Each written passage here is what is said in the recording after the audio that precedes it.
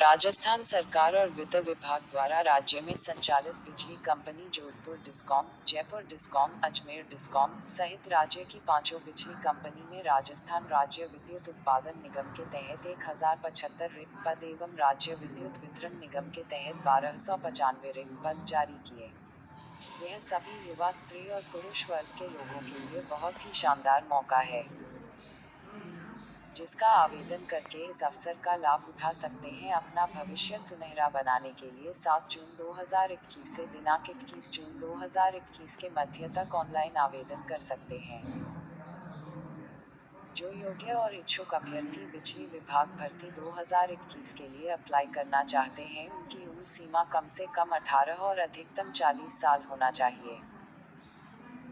इस भर्ती प्रक्रिया के ऑनलाइन आवेदन हेतु सामान्य वर्ग और ओबीसी के लिए 1200 रुपये आवेदन शुल्क निर्धारित किया गया है।